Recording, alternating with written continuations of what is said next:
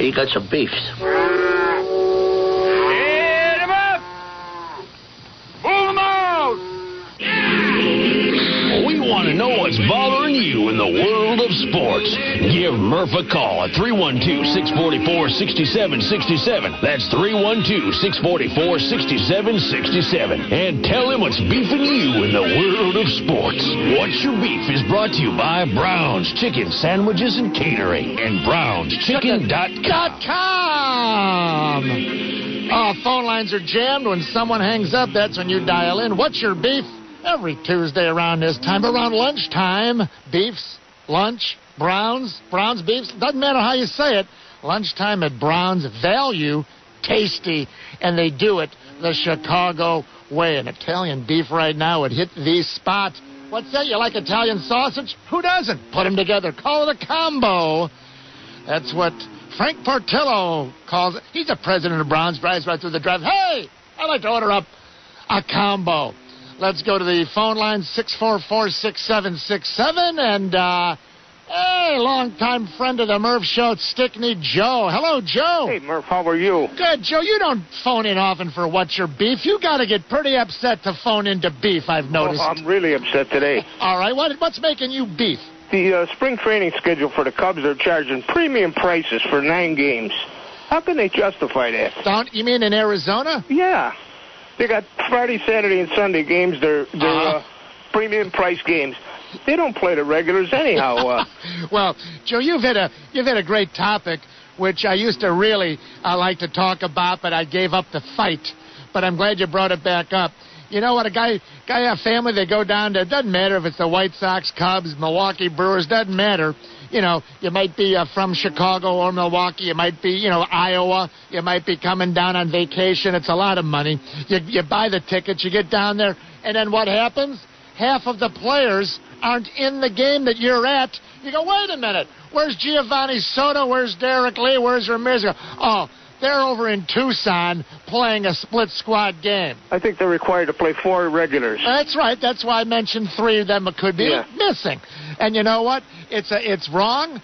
And the split squad games should not be allowed by the commissioner of baseball. But you know what drives Bud Selig, don't you? Well, your money. They drive down the price for a split squad game, but they raise it for a premium game. Well, and how could you justify a premium game? It don't make sense.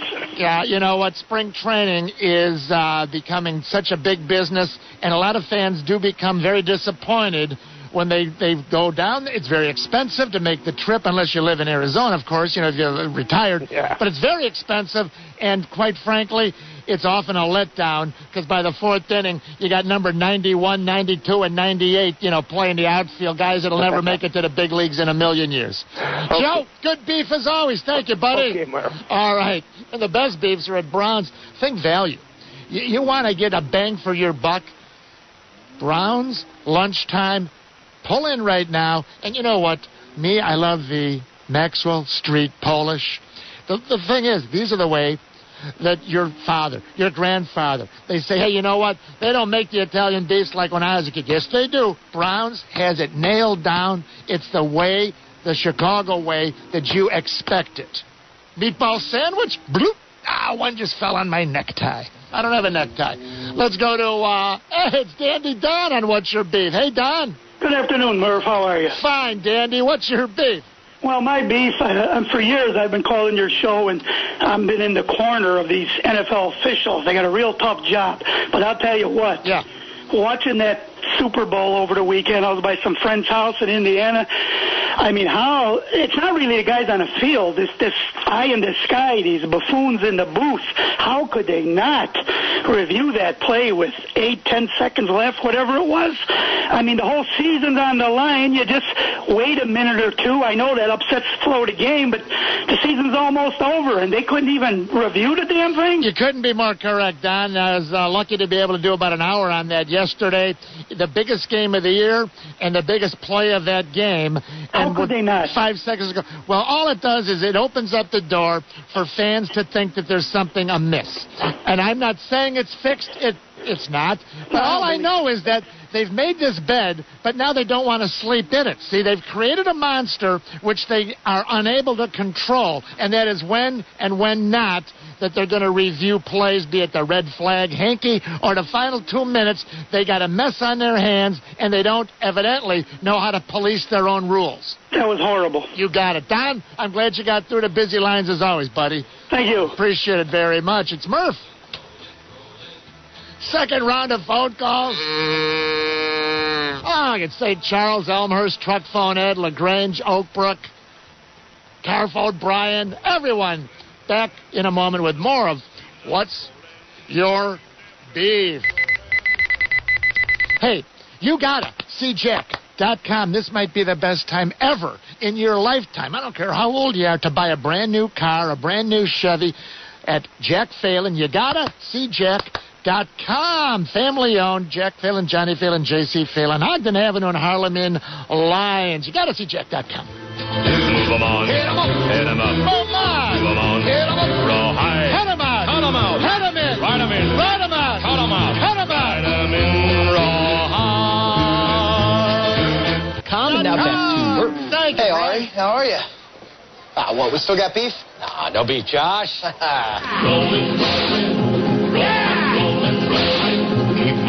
moving. Welcome back. Second round of phone calls. Murph with you. What's your beef? I'm driven to you by ChevyDriveChicago.com.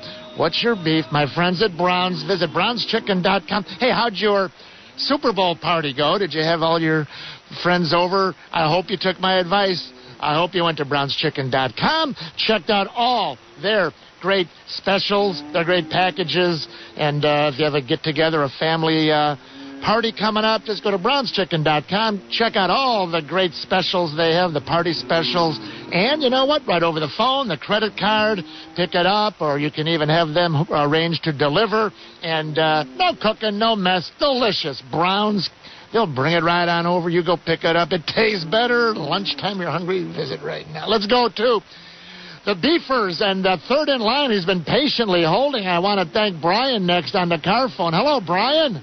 Murph, how you doing, buddy? Fine, Brian. Give me your best beef right now, buddy. Unfortunately, my Cubs, specifically, just overvaluing talent. You know, the Bulls do it, the Bears do it. This past winter now, if Murphy, this would have been 1 year ago, and you would have started your show out saying the Cubs traded Ward, Rich Hill, Ronnie Cedeno, and Felix P.A., I would have said, we got Brian Roberts. I wouldn't even have to hear you say anything else. I would have said, we got Brian Roberts. This year, 1 year later, we got guys that I've never heard of, and I'm just hoping one of them can contribute at the big league level. I'm beefed, Murph. I am beefed. Well, let me give you a little counterpoint to help you back off the ledge, Brian. You raised some great points. A year ago, I believe that what we hear is true, that the Orioles owner, Peter Angelos, stopped that deal. I believe the deal would have been consummated, so it's not that Henry didn't try. But I understand your pain and your suffering. I remembered it. You want to feel bad, Brian? Here's one that I'll never understand. About 4 years ago, I remember Dusty Baker saying, boy, there's a blast from the past. He said Felix P.A. is untouchable. Felix was, double A. And he said Corey Patterson's untouchable. I remember going on the air and go, wait a minute. Mr. Hendry, your guy just said that two guys are untouchable, P.A. and Patterson. They both play center field. They both bat left-handed. One of them should be traded tomorrow. The problem was that one of those guys should have been traded earlier rather than later. And, there's not that much market value right now for P.A., but a year or two ago there would have been. So you do have a valid argument, although Brian Roberts was the guy that I think the deal was ready to go, but the Orioles stopped it. But I think you're right. Hey, Brian, nice job. Hang on, buddy. Well thought out. I'm going to send you to visit my friends at Browns. Hang on, all right, Brian? Thanks, Murph. Good job, buddy. Here's the thing. You got better players than P.A. Better players than Wirtz. You got better players right now, so those guys still do serve a function on a 25-man roster. You're just glad it's no longer on your 25-man roster. You got to have 25 guys. You can't just trade everybody till you have someone better. Let's bring up Elmhurst Steve on the score. Steve, hello, buddy. Good afternoon, Murph. One of the things that bugs me is when, the Score and other radio and television stations get these experts on and to give their opinions, and then they'll say something, say along the lines of Ryan Theriot is an above-average fielder at the shortstop position. Now, I don't know. I watch Ryan Theriot, and I see a guy who's got maybe a slightly below-average range and definitely a below-average arm, and then I'm thinking, especially if this guy were, say, a statistics expert, he might offer some backup, to tell me why he thinks this guy is above average. But, guys who offer up opinions and then don't back up that opinion, that bugs me, Murph. Well, I'll tell you what, Steve, that's very valid. We have a fixed time limit in radio, just like a newspaper. They only got so many pages. A TV show, 30 minutes, it's over. And John DeWan has about 12. And this would be more, I guess, tool of the week. But it's a good beef because you made it statisticians in general. So I really appreciate that. Steve, here's the thing. He has about 12 minutes. And what you could do, or we'll put you on hold. I will hook you up with a free copy of his Fielding Bible. Now, John DeWan does not give opinions. He gives statistical fact, and the way that they look at the numbers shows, evidently, because that's what he said, that Theriot is in the top half of fielding out of 30 shortstops. He's got to be, at least number 14 or 15, or he couldn't have said that. Now, he doesn't have time, and you raise a great point. I wish I had a 2-hour show with John DeWan. He would then be able to tell you the different factors, and they put in to their stats that go in and then come back out. So what I'm going to do, Steve, I'm going to put you on hold, and we'll get you that information, and then you draw the conclusion and get back to me if you think it was a valid statistical conclusion or not, because I know John doesn't like to give opinions, and if it came out that way, he'd probably say, Murph, I shouldn't have made it sound like that. He's telling you what the computer tells him, but you can evaluate what they put in and take out. How's that? That sounds great, Murph. The only thing I would add to that is that obviously the less range the guy has, the less opportunity he's going to have to make an error. So that's also got to be factored in. Well, and I'm sure it is, but, maybe, but not to get into a long topic, but maybe a shortstop, not Theriot, a given shortstop stands better. He positions himself better. See what I mean? Let's say you only have 5 steps left and right, but another guy's got, 7 steps. But you're standing in the right spot, and the ball comes right to you. The other guy was 8 steps away, and it's a base hit. So I think they have to analyze all that, and we'll find out from you. And I'll ask John. We'll replay some of this maybe next Tuesday, your conversation. Hang on, okay, Steve? Thank you, Mark. All right, buddy. Hook up Steve, and we'll get him a Fielding Bible. And tell you what, Jay Zawoski, save that cut. Feed it to MP3 to John DeWan. We'll let John go a little more in detail for next Tuesday. Truck Phone Ed is on the Score next. Hello, Ed. Yeah, Murph, how you doing today? Hey, I'm fine. What's your beef? My beef is we were all born in this beautiful country, God bless America, and when Faith Hill was singing, not the national anthem, but God bless America, a lot of the players on the Cardinals, I saw them sitting down on the bench. I saw that. It was horrible. There's nothing that upsets me more than that. And there was that one-star player, and I'm sure there were other players sitting on the bench, and it just bothered me real bad. Wow. I'm like, I saw both sides, both teams, some guys talking, and if their coach, it's bad enough that they do it. I'm not going to say the coach should tell them to be respectful. Hopefully they should be doing that on their own, and both sides guilty as charged. I agree. Nicely done. Well played. Thanks, Ed. Okay, thanks, Murph. All right, buddy. Appreciate your beef. Hey, you're going to appreciate the beefs at Brown's? How about the gourmet chicken sandwiches? Lunchtime right now. Murph, I love chicken and bacon. Who doesn't love chicken and bacon? The gourmet chicken sandwiches with the bacon at Brown's. Huh. Lunchtime, Brown's. Locations just up ahead on the left. Pull in. There's one right there. Let's go to Mark in LaGrange. Hello, Mark. Hello, Murph. Yes. My beef is with the Arizona Cardinals, the media, and NFL football. I think it was disgraceful that there was no mention of the missing Cardinal, Pat Tillman, no tributes to Pat Tillman. Yes. Nothing. And this only happened a few years ago. You know what? I noticed that, and then I didn't hear any discussion much about it. It's not as if they didn't have 2 weeks to plan to properly give. They talk about the Chicago Cardinals. They did a nice job of the history, but that was a terrible error of omission, and I'm glad you brought it to the table. Go visit my friends at Browns, Mark. Nicely done, buddy. Hang on, okay? Okay. All right. Excellent beef. Just like at Browns. Excellent beefs. Let's go to Bill in Oakbrook. Hello, Bill. Hey, Murph, how are you? Fine. What's your beef, buddy? My beef is with NBC. I don't know if anybody's been talking about this, but you got Hall of Fame, future Hall of Fame coaches on there with Dungy and Holmgren, and then you got Matt Millen, who's the destructor of football, as we know it. So, what are you really saying? That when you listen to Matt Millen, do you not believe he has credibility? Well, not anymore. But it's interesting. He used to be he was the top TV analyst out there, and now all of a sudden, after showing what he can do as a GM, you don't even listen to him anymore. No, I don't listen to him anymore. He destroyed the Detroit Lions, and I'm a Bears fan. I really don't care about the Lions, but this guy should be shown no respect anymore after what he did for football in Detroit. Nicely done. Thank you very much. Good beef. By the way, this hour of the score being brought to you by International Motorcycle Show, Friday through Sunday, Stevens Convention Center, Rosemont, in the 1 o'clock hour. Sox fans will rekindle the rumor that started out in New York. Bobby Abreu being offered a 1-year contract, free agent, right field, 100 RBIs last year by the White Sox. Was a 1-year, $8 million. This story reports. We'll visit with Cub fans also. Got some of the Jim Hendry sound bites. Also, Detroit Lions. You're not going to believe this. I have some Detroit Lions new talk for you. Be thinking Thanksgiving. A story from the NFL. Did you see this? Let's go next to Mark in West Dundee. Hello, Mark. Hey, my beef is with all the people who feel like the last play of the Super Bowl needed to be reviewed. The play was reviewed. It was reviewed by the guys in the booth who felt like when it was called a fumble on the field, they reviewed it in the booth. It was called a fumble.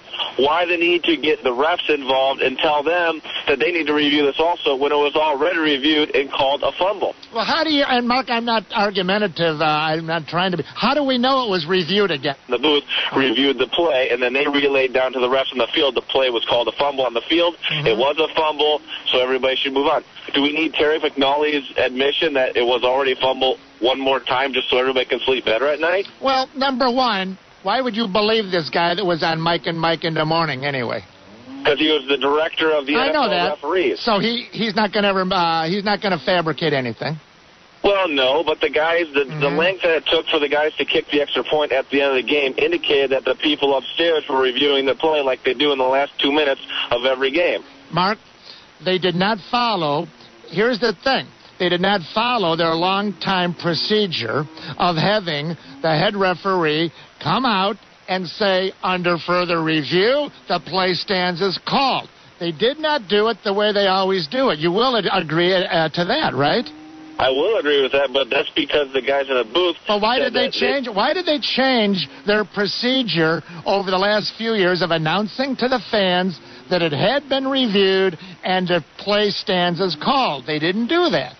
Well, because I don't know how many times they actually say that and they do review it, and how many times they don't when they actually review it upstairs. That'd have to be an analysis done at some other time. Well, here's a suggestion for them. In the biggest game of the year, on the last play, maybe they should make it more clear to the fans. I think that's what's got people ruffled up more than whether it was right or wrong.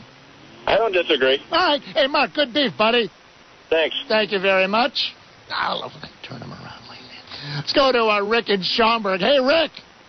Hey, Murph, my beef is with a certain score host that keeps saying if 3 or 4 things happen differently, the Bears would be in the playoffs. Got to tell you, if 3 or 4 things happen differently for me, I'd be getting married to Giselle. Cubs would have won the World Series. Thank you very much. Who's he talking about? Did I say that?